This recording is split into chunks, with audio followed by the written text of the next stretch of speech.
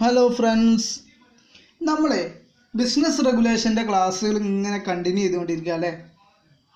Free consent ആണ് നമ്മൾ ഇപ്പോൾ ചർച്ച ചെയ്യുന്നത്, 6ാമത്തെ ചാപ്റ്റർ. ഇതിൽ നമ്മൾ കൊയേഷൻ under section 15 of Indian contract act discuss ചെയ്ത് കഴിഞ്ഞു. ഇനി നമ്മൾ ഡിസ്കസ് ചെയ്യുന്ന അൺഡ്യൂ ഇൻഫ്ലുവൻസിനെ പറ്റിയാണ്. ഓക്കെ, അപ്പോൾ നമുക്ക് വീഡിയോ സ്റ്റാർട്ട് ചെയ്യാം.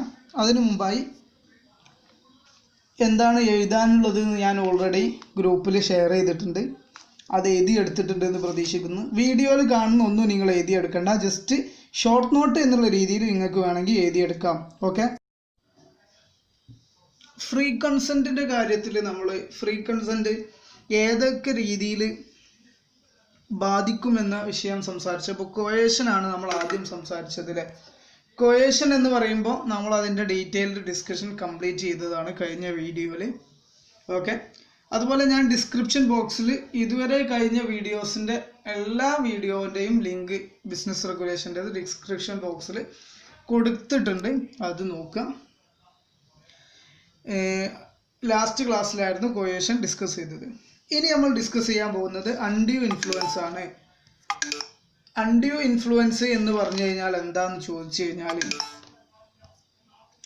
അൺഡ്യൂ ഇൻഫ്ലുവൻസ് എന്ന് പറയുമ്പോൾ improper use of any power possessed over in the mind of contracting party. കോൺട്രാക്റ്റിലുള്ള ഒരു പാർട്ടിയുടെ മൈൻഡിൽ നമ്മൾക്ക് ഒരു പവർ ഉണ്ടാവും, ഒരു ഇൻഫ്ലുവൻസ് ഉണ്ടാവും. ആ ഒരു ഇൻഫ്ലുവൻസിനെ ഇംപ്രോപ്പറായിട്ട് ഉപയോഗിക്കുക. എന്താ ഇത്, കൺഫ്യൂഷനായോ? ഒന്നുമില്ലടോ. നമുക്ക് സമൂഹത്തിലെ കുറച്ച് ഉദാഹരണങ്ങൾ എടുക്കാം. നിങ്ങൾ സമൂഹത്തിലെ ഒരു ഉന്നതനായ ഒരു വ്യക്തി, നമുക്ക് ഈ ഉസ്താദുമാർ, സ്വാമിമാർ, ഇങ്ങനത്തെ ആളുകളൊക്കെ നമുക്ക് എടുക്കാം. അവർ നിങ്ങളോട് പറയാണ്, നിങ്ങൾക്ക് അവരുടെ അടുത്ത് വലിയൊരു എന്തുണ്ട്, അവർ നിങ്ങളിൽ ഒരു വലിയൊരു സ്വാധീനം ചെലുത്തിയിട്ടുണ്ട്, ഇൻഫ്ലുവൻസ് ഉണ്ട്. എന്താണ്, അവർ വലിയ ആളുകളാണ്. അതുപോലെ ടീച്ചേഴ്സ് ആവാം, ഒരുപക്ഷെ നിങ്ങളെ രക്ഷിതാക്കളാവാം. ഇങ്ങനത്തെ ആളുകൾ നിങ്ങളെ മനസ്സിൽ വല്ലാത്ത സ്വാധീനം ചെലുത്തിയ ആളുകളായിരിക്കും. അപ്പം അവരെന്ത് ചെയ്യുക, അത് മുതലെടുത്തിട്ട് നിങ്ങളെ കോൺട്രാക്റ്റിൽ ഏർപ്പെടുക.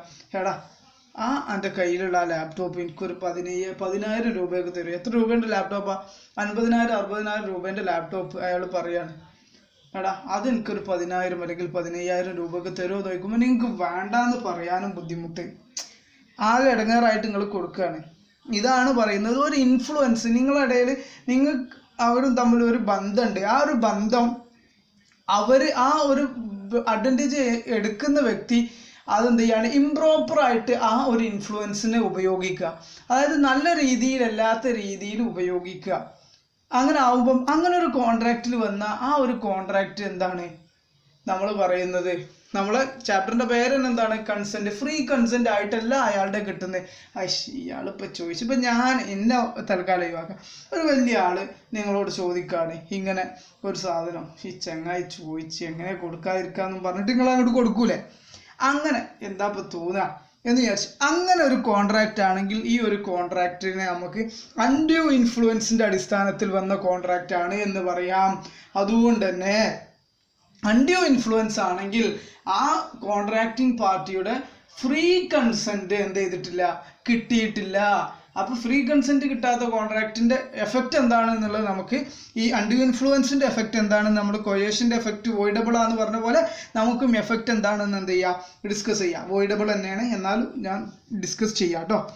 ഓക്കെ, അപ്പോൾ ഇനി അൺഡ്യൂ ഇൻഫ്ലുവൻസിൻ്റെ definition section 16 subsection 1 of Indian contract act പറയുന്നുണ്ട്.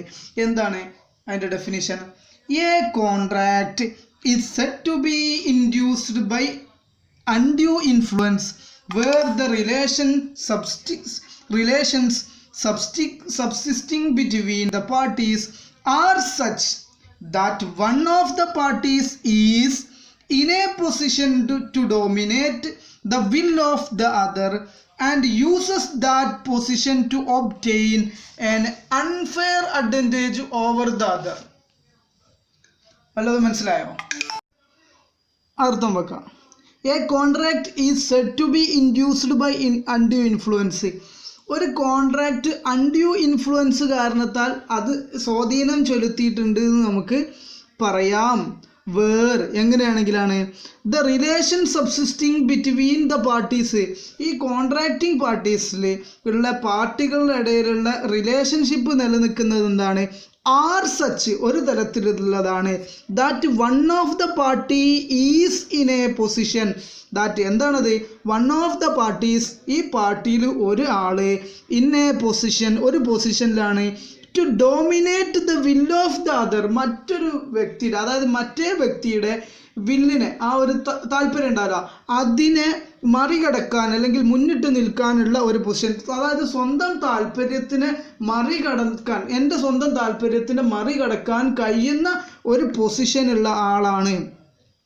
അങ്ങനെ പൊസിഷൻ ഉണ്ടായാൽ മാത്രം പോരാ, ആൻഡ് യൂസസ് ആ വ്യക്തി അതായത് അൺഡ്യൂ ഇൻഫ്ലുവൻസിൽ ഡോമിനേറ്റ് പൊസിഷനിലുള്ള ആ വ്യക്തി യൂസസ് അത് ഉപയോഗിക്കുന്നു, ആ പൊസിഷൻ ഉപയോഗിക്കുന്നു, ദാറ്റ് പൊസിഷൻ ആ പൊസിഷൻ ഉപയോഗിക്കുന്നു ടു ഒബ്റ്റെയിൻ നേടിയെടുക്കാൻ ആൻ അൺഫെയർ അഡ്വാൻറ്റേജ് അൺഫെയർ ആയിട്ടുള്ള ഒരു അഡ്വാൻറ്റേജ് നേടിയെടുക്കാൻ ഓവർ ദ അതർ മറ്റേ വ്യക്തിൻ്റെ മേൽ അൺഫെയർ ആയിട്ടുള്ള ഒരു അഡ്വാൻറ്റേജ് നേടിയെടുക്കാൻ വേണ്ടിയിട്ട് ആ ഡോമിനൻ്റ് പൊസിഷൻ ഉപയോഗിക്കുക. അങ്ങനെ ഉപയോഗിച്ച് കഴിഞ്ഞാൽ ഈ രണ്ട് വ്യക്തികളുടെ ഇടയിൽ ഇങ്ങനെ ഒരു ബന്ധമുണ്ട്, നല്ലൊരു ബന്ധം എന്താണ്, ഇങ്ങനെ ഒരു ബന്ധമുണ്ട്. ഈ ഒരു ബന്ധം എന്ത് ചെയ്യാണ്, ഡോമിനൻ്റ് പൊസിഷൻ എന്നുള്ള ബന്ധമുണ്ട്. ആ ബന്ധം അൺഫെയർ ആയിട്ടുള്ള അഡ്വാൻറ്റേജ് നേടിയെടുക്കാൻ വേണ്ടിയിട്ട് ഉപയോഗിക്കുക, ഫെയർ അല്ലാത്ത ഒരു അഡ്വാൻറ്റേജ് നേടിയെടുക്കാൻ വേണ്ടി ഉപയോഗിക്കുക എന്നാണ് പറയുന്നത്. ഉദാഹരണം എടുക്കാം, നിങ്ങളോട് വിബി സാർ വന്നിട്ട് എന്ത് പറയുകയാണ്, വിബി സാർ നിങ്ങളുടെ അടുത്തുള്ള നല്ലൊരു മൊബൈൽ ഫോൺ ഇഷ്ടപ്പെട്ടു. അപ്പോൾ വിബി സാർ നിങ്ങളോട് ചോദിക്കുകയാണ്, എടാ അതൊന്ന് കൊണ്ട, എനിക്കത് വേണ്ടിയിരുന്നു. എന്നിട്ട് വിബി സാർ ചെറിയൊരു സംഖ്യ പറഞ്ഞു. അപ്പോൾ നിങ്ങൾ പണ്ടാറെടുക്കുക, എങ്ങനെ ഇപ്പോൾ ഇത് കൊടുക്കാതിരിക്കുക സാറ് ചോദിക്കുമ്പോൾ എന്ന് പറഞ്ഞിട്ട് നിങ്ങളത് കൊടുക്കുകയാണ്. ഇങ്ങനെ കൊടുക്കുകയാണെങ്കിൽ നിങ്ങളും വിബി സാറും തമ്മിലുള്ള ഒരു ബന്ധം എന്താണ്, ആ ബന്ധം എന്താണ്, in a position dominate the will of other, നിങ്ങളുടെ വില്ലിനെ മറികടക്കാൻ കഴിയുന്ന ഒരു പൊസിഷൻ ഉണ്ട്. വിബി സാർ നിങ്ങളുടെ ടീച്ചറാണ് അല്ലേ, അപ്പോൾ എങ്ങനെയാണ് ഇപ്പോൾ സാറ് ചോദിച്ചാൽ കൊടുക്കാതിരിക്കുക എന്ന് മാത്രമല്ല, ആൻഡ് യൂസസ് ദാറ്റ് പൊസിഷൻ, ആ ഒരു ബന്ധം ഉണ്ടായി കോൺട്രാക്റ്റിൽ ഏർപ്പെട്ട് അത് അൺഡ്യൂ ഇൻഫ്ലുവൻസ് ആണെന്ന് പറയില്ല. എന്നിട്ട് വിബി സാർ ആ ഒരു ബന്ധത്തിന് എന്ത് ചെയ്തു, നിങ്ങളുടെ അടുത്ത് നിന്ന് വാങ്ങിക്കാൻ വേണ്ടി ഉപയോഗിക്കുകയും ചെയ്തു. ആ ഒരു അൺഫെയർ ആയിട്ടുള്ള അഡ്വാൻറ്റേജ് എന്താണ്, 15,000 റുപ്യേൻ്റെ സാധനം 5,000 റുപ്യക്ക് ചോദിക്കുക, അതാണ് അൺഫെയർ ആയിട്ടുള്ള ഒരു അഡ്വാൻറ്റേജ് ചോദിക്കുകയാണ്. അങ്ങനെ എന്ത് ചെയ്തു, അങ്ങനെ വന്നു കഴിഞ്ഞാൽ നമുക്ക് ആ കോൺട്രാക്റ്റിന് എന്ത് പറയാൻ പറ്റും, അൺഡ്യൂ ഇൻഫ്ലുവൻസ് വന്നിട്ടുണ്ട് എന്ന് പറയാൻ പറ്റും.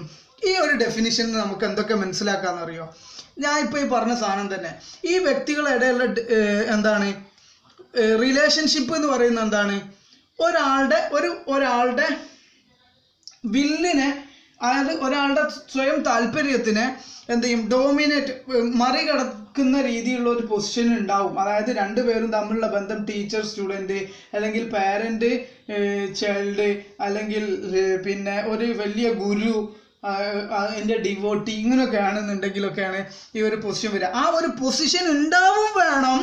അതോടുകൂടെ ദാറ്റ് ഡൊമിനൻ്റ് പാർട്ടി, ആ മേലെ നിൽക്കുന്ന മുന്നിട്ട് നിൽക്കുന്ന ആ വ്യക്തി ഉണ്ടല്ലോ, അയാൾ ഹാസ് യൂസ്ഡ് ദാറ്റ് പൊസിഷൻ, ആ പൊസിഷൻ എന്ത് ചെയ്യണം, ഉപയോഗിക്കുകയും ചെയ്യണം.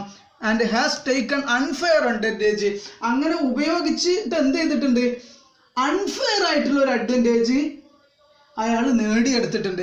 ഒന്നാമത് ഇങ്ങനത്തെ ഒരു പൊസിഷൻ ഉണ്ടാവണം, ഡോമിനൻ്റ് പൊസിഷൻ ഉണ്ടാവണം, ഡോമിനേറ്റ് ആയിട്ടുള്ള ഒരു പൊസിഷൻ ഉണ്ടാവണം.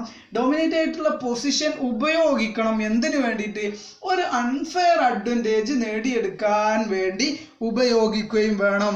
ഓക്കെ, അണ്ടർ ഇൻഫ്ലുവൻസ് ക്ലിയർ ആയെന്ന് മനസ്സിലാവുന്നത്.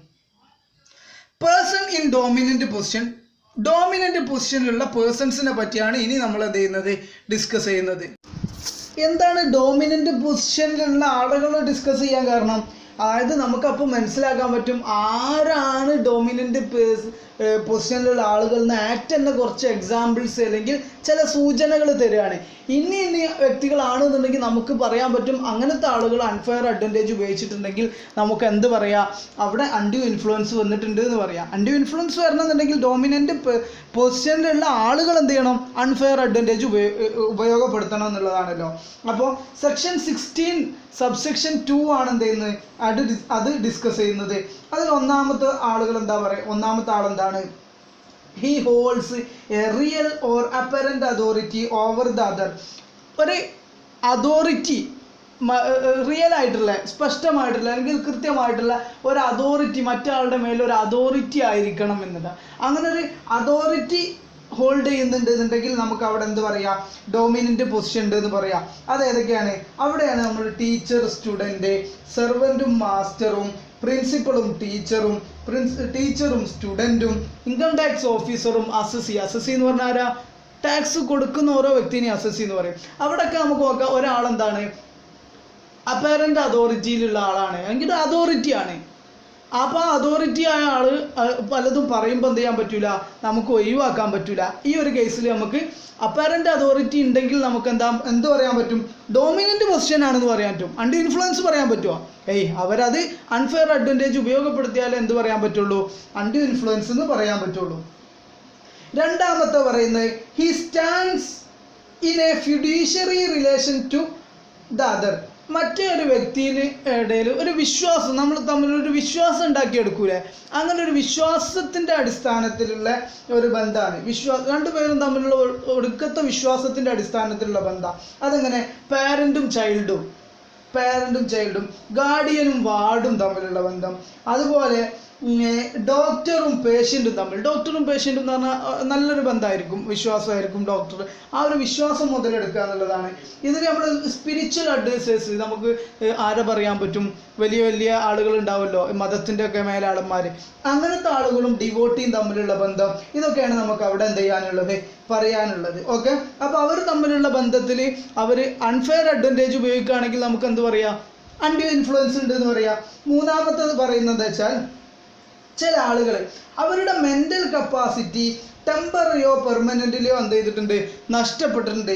എന്ത് കാരണത്താൽ, ഏജ് അല്ലെങ്കിൽ വല്ല അസുഖം ഒക്കെ കാരണത്താൽ എന്ത് ചെയ്തിട്ടുണ്ട്, അല്ലെങ്കിൽ അവരുടെ ബോഡിക്ക് എന്തെങ്കിലുമൊക്കെ അസുഖത്തിൻ്റെ കാരണത്താൽ അല്ലെങ്കിൽ ഏജിൻ്റെ ഒക്കെ കാരണത്താൽ അവരുടെ മെൻ്റൽ കപ്പാസിറ്റി നഷ്ടപ്പെട്ടിട്ടുണ്ട്, അല്ലെങ്കിൽ ശരീരത്തിന് വലിയ ബുദ്ധിമുട്ടൊക്കെ ഉള്ള ആളുകളാണ്.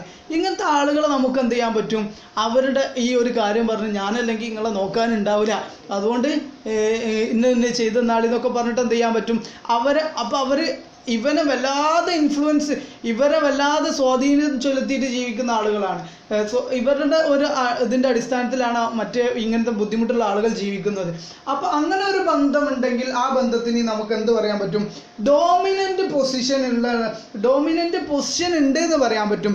ആ ഒരു ഡോമിനൻ്റ് പൊസിഷൻ, ഈ 3 കേസാണ് നമ്മൾ പറയുന്നത്, അവർ വേണ്ടാത്ത രീതിയിൽ ഉപയോഗപ്പെടുത്തി കഴിഞ്ഞാൽ, വേണ്ടാത്ത മീൻസ് അൺഫെയർ അഡ്വാൻറ്റേജ് ഉപയോഗപ്പെടുത്തി കഴിഞ്ഞാൽ അവിടെ അൺഡ്യൂ ഇൻഫ്ലുവൻസ് ഉണ്ട് എന്ന് നമുക്ക് പറയാൻ പറ്റും. ഇതിന് കുറേ ഉദാഹരണങ്ങളൊക്കെ ടെക്സ്റ്റിൽ കൊടുത്തിട്ടുണ്ട്, വായിച്ചു നോക്കുക. ഓക്കെ, അത് വായിച്ചു നോക്കിയാൽ മതി, ഒരുപാട് ഉദാഹരണങ്ങളുണ്ട്. ഇനി നമ്മൾ ഡിസ്കസ് ചെയ്യാൻ പോകുന്നത് effect of undue influence. Undue ഇൻഫ്ലുവൻസിൻ്റെ എഫക്റ്റാണ്. അൺഡ്യൂ ഇൻഫ്ലുവൻസിൻ്റെ എഫക്റ്റ് എന്ന് പറഞ്ഞു കഴിഞ്ഞാൽ എന്താണ്, അത് വോയിഡബിൾ ആണ്. ആർക്കാണോ അങ്ങനെ ഒരു അഡ്വാൻറ്റേജ് കിട്ടിയ അയാളുടെ വോയിഡ് ഓപ്ഷനാണോ, അയാൾക്ക് വോയിഡ് ചെയ്യാന്നാണോ, അല്ല. അൺഫെയർ അഡ്വാൻറ്റേജ് നേടിയ വ്യക്തിക്ക് ഒരു ഓപ്ഷനും ഇല്ല, അയാൾക്ക് അവിടെ നിൽക്കുക. മറ്റേ ആൾ പറയും അൺഫെയർ അഡ്വാൻറ്റേജ് അതായത് ഈ നഷ്ടപ്പെട്ട വ്യക്തി ഉണ്ടല്ലോ, ആ നഷ്ടപ്പെട്ട വ്യക്തി ഇത് വോയിഡ് ആകാനാണ് ഉപയോഗിക്കുന്നതെന്നുണ്ടെങ്കിൽ അത് വോയിഡാണ്, അല്ല അതിനി വാലിഡ് ആക്കുകയാണെന്നുണ്ടെങ്കിൽ വാലിഡുമായിട്ട് ഉപയോഗിക്കുക. അതായത് ആ മറ്റേ വ്യക്തി, ആ വ്യക്തിയുടെ ഓപ്ഷനാണ് ഇത് വാലിഡ് ആക്കണോ വോയിഡ് ആക്കണോ എന്ന്. അങ്ങനെയുള്ള കോൺട്രാക്റ്റ് നമ്മൾ എന്താ പറയുക, വോയിഡബിൾ കോൺട്രാക്റ്റ് എന്ന് പറയും. ഓക്കെ, അപ്പോൾ വോയിഡബിൾ കോൺട്രാക്റ്റ് തന്നെയാണ് ഈ അൺഡ്യൂ ഇൻഫ്ലുവൻസിൻ്റെയും എഫക്റ്റ്.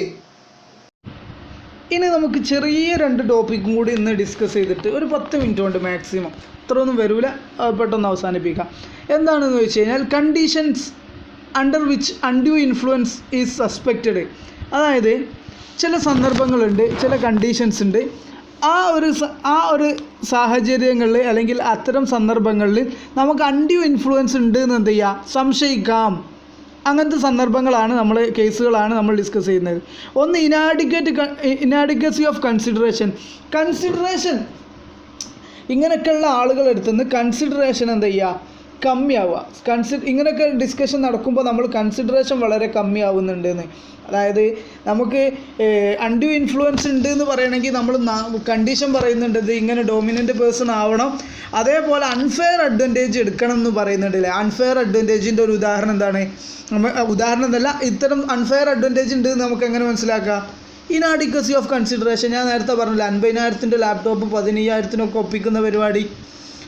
അങ്ങനത്തെ സന്ദർഭം അഡീക്വേറ്റ് അല്ലാത്ത, അതിന് കറക്റ്റായിട്ടുള്ള ഇതല്ലാത്ത രീതിയിലുള്ള കൺസിഡറേഷൻ വില പറയുക.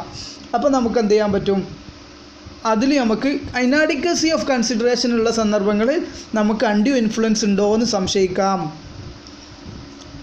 പിന്നെ ഫിഡ്യൂഷ്യറി റിലേഷൻഷിപ്പ് ബിറ്റ്വീൻ പാർട്ടീസിൻ്റെ ഇടയിലുള്ള ഒരു ഫിഡ്യൂഷ്യറി റിലേഷൻഷിപ്പ്. നമ്മൾ നേരത്തെ പറഞ്ഞതാണ് ഫിഡ്യൂഷ്യറി റിലേഷൻഷിപ്പ് എന്ന് പറഞ്ഞാൽ ഒരു വിശ്വാസം. ആ വിശ്വാസത്തിൻ്റെ അടിസ്ഥാനത്തിൽ വരുന്ന അങ്ങനെ രണ്ട് പാർട്ടീസിൻ്റെ ഇടയിൽ ഉണ്ടെങ്കിൽ നമുക്ക് എന്ത് ചെയ്യാൻ പറ്റും? എന്ത് പറയാൻ പറ്റും? അൺഡ്യൂ ഇൻഫ്ലുവൻസ് ഉണ്ടോയെന്ന് സംശയിക്കാൻ പറ്റും. പിന്നെ inequality between the parties regards age, intelligence, social status. അതായത് ഒരു ഈക്വാലിറ്റി ഇല്ല, സമത്വമല്ല ആളുകളുടെ ഇടയിൽ, ഈ കോൺട്രാക്റ്റിംഗ് പാർട്ടീൻ്റെ ഇടയിൽ. അത് ഏജിൻ്റെതാവാം, ഇൻ്റലിജൻസ് ബുദ്ധിപരമായിട്ടുള്ള ആ രീതിയിലാവാം, സോഷ്യൽ സ്റ്റാറ്റസിൻ്റെതാവാം. ഇപ്പോൾ സോഷ്യൽ സ്റ്റാറ്റസൊക്കെ നമുക്ക് പറയാൻ പറ്റും. പിന്നെ വലിയ ചിലപ്പോൾ ഒരു മന്ത്രിയാവാം.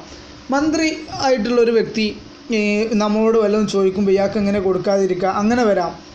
ഇനി ചിലപ്പോൾ വലിയ തറവാട് അങ്ങനെയൊക്കെ വരുമല്ലോ. അങ്ങനെയുള്ള ആളും താഴെ തട്ടിലുള്ള, നമുക്ക് ഇപ്പം അങ്ങനെ പറയാൻ പാടില്ല, പക്ഷേ സമൂഹത്തിൽ അങ്ങനെ ഉണ്ട്. അപ്പോൾ ആ ഒരു രീതിയിൽ കോൺട്രാക്റ്റിൽ വന്നാലും എന്ത് ചെയ്യും, അതൊക്കെ നമുക്ക് സോഷ്യൽ സ്റ്റാറ്റസിൽ പറയാൻ പറ്റും. പിന്നെ പർഡനാഷ്യൻ വുമൺ എന്ന് പറയുന്നുണ്ട്. അതായത് സ്ത്രീ തീരെ സമൂഹത്തിലേക്കൊന്നും ഇറങ്ങാതെ അങ്ങനെ ഒതുങ്ങി നിൽക്കുന്ന സ്ത്രീകളുണ്ടാവും.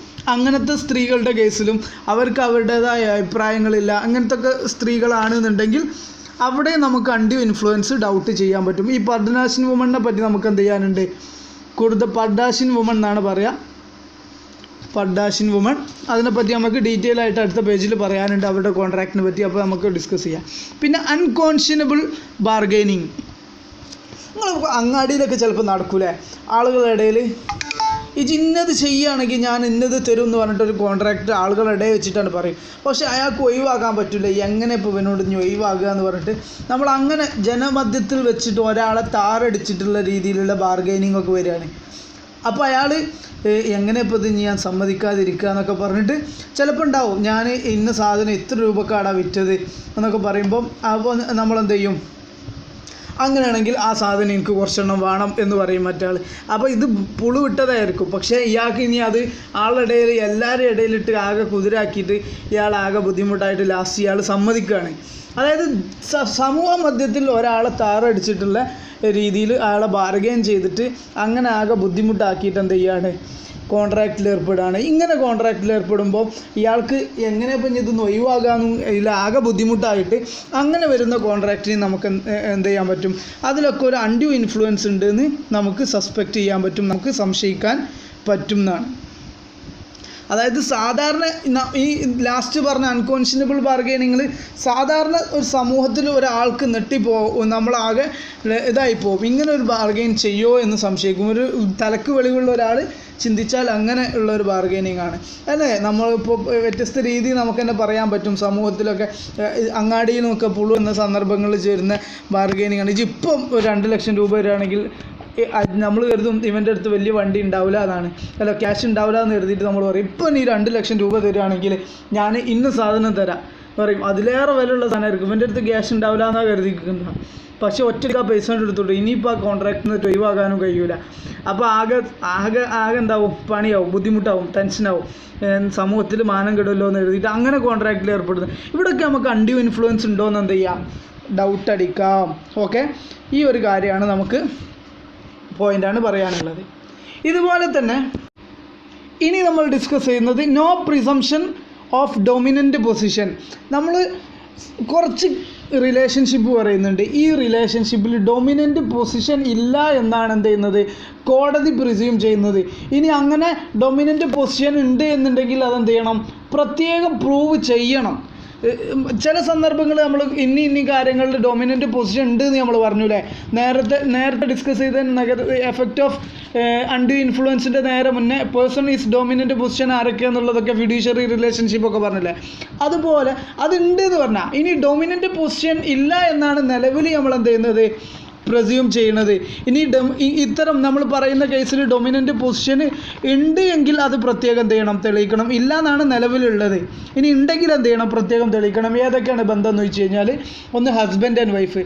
ഹസ്ബൻഡും വൈഫും തമ്മിലുള്ള ബന്ധമാണെന്നുണ്ടെങ്കിൽ അവിടെ ഡൊമിനൻ്റ് പൊസിഷൻ ഇല്ല എന്നാണ്. പക്ഷേ പർദാഷിൻ വുമൻ ആണെന്നുണ്ടെങ്കിൽ, അതായത് സമൂഹത്തിൽ അവരെ ഒരിക്കലും പുറത്തിറങ്ങാത്ത പെണ്ണുങ്ങളുണ്ടാവും, ലേഡീസ് ഉണ്ടാവും. അവർക്ക് അവരുടേതായ സ്വന്തം തീരുമാനങ്ങളൊന്നും എടുക്കാൻ പറ്റൂല. അവിടെ ഫുൾ ആണുങ്ങളായിരിക്കും എല്ലാം നിയന്ത്രിക്കുന്നത്. എല്ലാം എന്ന് പറഞ്ഞാൽ പെണ്ണിന് ഒരു സ്വാതന്ത്ര്യം ഉണ്ടാവില്ല. അങ്ങനെയുള്ള പിന്നെ കോടതി പോകാനോ അല്ലെങ്കിൽ സമൂഹത്തിന് മധ്യത്തിൽ കോൺട്രാക്റ്റിൽ ഏർപ്പെടാനോ ഒന്നും കഴിയാതെ ഒതുങ്ങി നിൽക്കുന്ന സ്ത്രീകളുണ്ടാവും. സാധാരണ ഇതല്ല പറയുന്നത്. അങ്ങനത്തെ കേസ് ഉണ്ടെങ്കിൽ അവരുടെ കസ്റ്റംസിൻ്റെ ഒക്കെ അടിസ്ഥാനത്തിൽ, അത് ഞാൻ അടുത്ത പോയിന്റ് ഡിസ്കസ് ചെയ്യുന്നുണ്ട്, ഇന്ന് ഡിസ്കസ് ചെയ്യൂല, പിന്നീട് ഡിസ്കസ് ചെയ്യാം. ഓക്കെ. അങ്ങനത്തെ വുമൻ്റെ കേസ് അല്ലാത്ത കേസിൽ ഹസ്ബൻഡും വൈഫും തമ്മിൽ എന്തില്ല, ഡൊമിനൻ്റ് പൊസിഷൻ ഇല്ല എന്നുള്ളതാണ് നമ്മൾ എന്ത് ചെയ്യുന്നത്, പ്രിസ്യൂം ചെയ്യുന്നത്. ഇനി അങ്ങനെ ഉണ്ട് എന്നുണ്ടെങ്കിൽ അത് പ്രത്യേകം എന്ത് ചെയ്യണം, പ്രൂവ് ചെയ്യണം. രണ്ടാമത് ക്രെഡിറ്ററും ഡെപ്റ്ററും. ഒരു കടക്കാരനും കടം കൊടുത്ത ആളും കടം കിട്ടാനുള്ള വ്യക്തിയും തമ്മിൽ എന്തില്ല, അങ്ങനെ ഒരു പൊസിഷൻ ഇല്ല എന്നാണ് പറയുന്നത്. ഉണ്ട് എന്നുണ്ടെങ്കിൽ അത് എന്ത് ചെയ്യണം, പ്രൂവ് ചെയ്യണം. ഇപ്പം ഇപ്പം നമ്മൾ കടക്കാരനും രണ്ട് കടക്കാർ തമ്മിൽ ഉണ്ട് എന്നിട്ട് കേസ് കൊടുക്കാണ്ട് കരുതിയിട്ട് നമ്മൾ പോയിട്ട് ഇങ്ങനെ അൺഫെയർ അഡ്വാൻറ്റേജ് ഉണ്ടാക്കാൻ നടക്കുമോ? ഇല്ലല്ലോ. ഇല്ല എന്നാണ് കോടതി പ്രൂവ് ചെയ്യുന്നത്. ഇനി ഉണ്ടെങ്കിൽ അത് ചെയ്യണം, പ്രത്യേകം തെളിയിക്കണം. Land load and tenant. ഒരു ഭൂമിയൊക്കെ അല്ലെങ്കിൽ ഒരു ബിൽഡിങ്ങൊക്കെ വാടകയ്ക്ക് കൊടുത്ത ആളും ആ വാടക എടുത്ത ആളും തമ്മിൽ, ലാൻഡ് ലോഡും ടെനൻറ്റും തമ്മിൽ, വാടകക്കാരനും അതിൻ്റെ മുതലാളിയും തമ്മിൽ ഇങ്ങനെ ഒരു ബന്ധമില്ലാന്ന്, മുതലാളി എന്തെങ്കിലും നമ്മളോട് വന്നിട്ട് അൺഫെയർ ആയിട്ട് പിന്നെ എന്തെങ്കിലും സാധനം, ഇപ്പോൾ ഞാനൊരു മൊബൈൽ കട നടത്തുന്ന ആളാണ്, അപ്പോൾ ഇയാൾക്ക് എൻ്റെ അടുത്ത് റെൻറ്റ് ചോദിക്കുന്ന ഒരു വ്യക്തിയാണെന്ന് എഴുതിയിട്ട് ഞാൻ അയാൾക്ക് എൻ്റെ എല്ലാതും അടിയറ വെക്കുന്നുണ്ടോ? ഇല്ല. അപ്പോൾ അങ്ങനത്തെ കേസിൽ നമുക്ക് ഒഴിവാക്കാം. പിന്നെ പ്രിൻസിപ്പളും ഏജൻറ്റും പ്രിൻസിപ്പളും ഉണ്ടല്ലോ. നമ്മൾ കോൺട്രാക്റ്റ് ഓഫ് ഏജൻസി നമ്മൾ പഠിക്കുന്നുണ്ട്. ഏജൻസി ഇല്ലേ, ആ ഏജൻറ്റും ആ ഏജൻറ്റ് തന്ന ആളും ഏജൻസി എടുത്ത ആളും പിന്നെ അയാളുടെ മുകളിലുള്ള വ്യക്തി ഉണ്ടാവുമല്ലോ. ഞാൻ എൻ്റെ കാര്യങ്ങളൊക്കെ ചെയ്യാൻ ഏൽപ്പിച്ച് ഒരാളുണ്ടെങ്കിൽ ഞാൻ പ്രിൻസിപ്പളും ആ ഏൽപ്പിക്കപ്പെട്ട വ്യക്തി ഏജൻറ്റുമാണ്. ഈ ഒരു ബന്ധത്തിലൊന്നും എന്തില്ല, എന്ത് ബന്ധമില്ല എന്നാണ് പറഞ്ഞത്, ഡോമിനൻ്റ് പൊസിഷൻ ഇല്ല എന്നാണ് പറഞ്ഞത്. ഇനി നിങ്ങൾക്ക് പറയുകയാണേ അങ്ങനെയൊന്നുമല്ല, ഡോമിനൻ്റ് പൊസിഷൻ ഉണ്ട് നിങ്ങൾക്ക് തോന്നുകയാണെന്നുണ്ടെങ്കിൽ അത് നിങ്ങൾ പ്രത്യേകം പ്രൂവ് ചെയ്യണം. നിലവിൽ എങ്ങനെ എന്തില്ല, അൺഡ്യൂ ഇൻഫ്ലുവൻസ് ഇല്ല. പക്ഷേ അൺഡ്യൂ ഇൻഫ്ലുവൻസ് ഉണ്ട് എന്നുണ്ടെങ്കിൽ അത് പ്രത്യേകം ചെയ്യണം, പ്രൂവ് ചെയ്യാൻ കഴിയണം എന്നുള്ളതാണ്. ഇതോടുകൂടി തൽക്കാലം ഇന്നത്തെ ക്ലാസ് നമ്മളിവിടെ അവസാനിപ്പിക്കുകയാണ്. ബാക്കി പർദാഷിൻ വുമണിനെ പറ്റിയും പിന്നെ difference between കൊയേഷൻ and undue influence ആണ് ഈ ഒരു ടോപ്പിക്കിൽ ഡിസ്കസ് ചെയ്യാനുള്ളൂ. പിന്നീട് നമുക്ക് ഫ്രോഡും മിസ്റെപ്രസെൻറ്റേഷൻ മിസ്റ്റേക്കും ഒക്കെയാണ് ഡിസ്കസ് ചെയ്യാനുള്ളത്. തൽക്കാലം ക്ലാസ് അവസാനിപ്പിക്കുകയാണ്. Good bye.